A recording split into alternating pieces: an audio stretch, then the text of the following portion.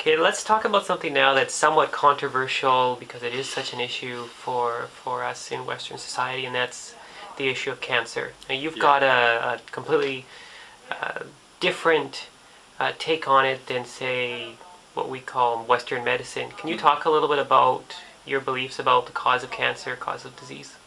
Yeah, so the way I see it, and if you go to the highest teaching places at the retreat centers, health retreat centers and places like that, like Tree of Life, Hippocrates, or Optimal Health in San Diego, these places all teach the same thing. And what they teach is what we call a pro-terrain diet or an antimicrobial diet. And the reason for it is to learn how to feed ourselves and not create this state of theft from the body to survive from stealing these essential nutrients from itself, and also you end up with all this undigested matter in our fecal matter within our intestinal tract that starts rotting, and this putrefaction process increases the load of all these microbial bacteria.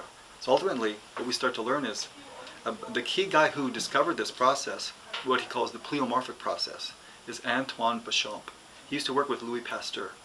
And what he found was, looking through a microscope for 60 years, he saw that as the pH in the body starts to drop, the overall percentage of hydrogen or potential of hydrogen in the body starts to drop, and we become more acidic, and more acidosis starts to set in. The cells actually start to pleomorph or mutate or transmute. So the smallest proteins like protids, microzymas, and somatids, they start to transform into first fungus, molds, yeast, viruses, and then cancer cells. The cells in your body actually will morph into these things. We don't catch cancer from a toilet seat. It's no accident. And unfortunately, Western medicine is not taught this information. In fact, they avoid it because there's so much money in being sick. So ultimately, think about it, everything in nature is ultimately living, sort of being born, living and dying, and everything's in some process of composting. So is our bodies. So the more you're composting from the inside out, this pleomorphic process is occurring, different organs and systems are shutting down. Western medicine gives it all these interesting names, but it's all the same function. It's just different processes starting to break down first in different areas of the body. Mm-hmm. Ultimately, it seems like too much common sense, but unfortunately, there's not a lot of common sense in medicine. Well, I've heard that with so basically, as I understand it, you're saying that cancer is not so much a disease the same way the Ebola virus or something like that would be, but it's a body's internal process. And I've heard that cancer in and of itself is, at its most extreme, almost a defense mechanism to store toxins. Can you talk a little bit about that? Partly, yes. So as our body starts to compost, these cancer cells start to show up when our overall pH starts to get down to about 5.8 overall. And what's happening is your body's response is to try to get rid of all these dying cells really quickly. So if it can't do it by these cancer cells starting to eat them, it starts storing them into tumors. So tumors like little warehouses in our body until it has enough extra energy to start detoxifying and cleansing itself as it normally does, if it has the right environment. But if we continue to keep stressing it, not feeding it properly, and have low energy, it can't do that. Until finally, we all know people that can eat all sorts of different things and smoke and drink and they never get sick. Those people just fall down dead one day because they have no immune systems. Their system doesn't have enough energy to even give up a sniffle or a cough or a cold or a flu symptom once in a while. That's what those things are. There's no such thing as really getting sick. It's the body just cleansing at some different level.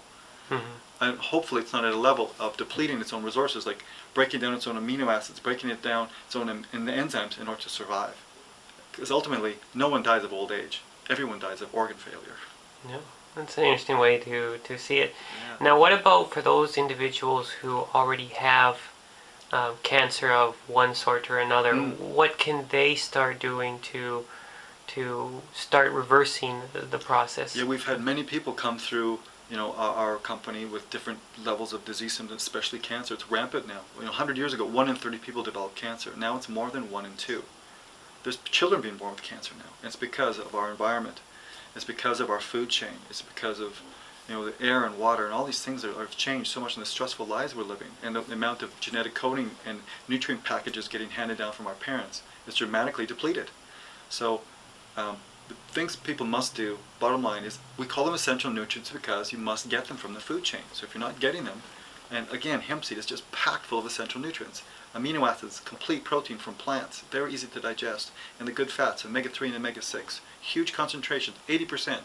more than any other food source in the world, in perfect balance for us to get all the raw materials for the body to start making its own amino acids, making its own enzymes, having all its functions start to jump up and work again.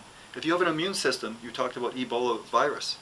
If you have an immune system, these viruses can't come in and live in your house, because your immune system is so strong, they eat all these things. If you have a good immune system, it eats AIDS virus, it eats H1N1 virus. I don't catch those kind of things. They don't come into my body because I have such a strong immune system, it repels them.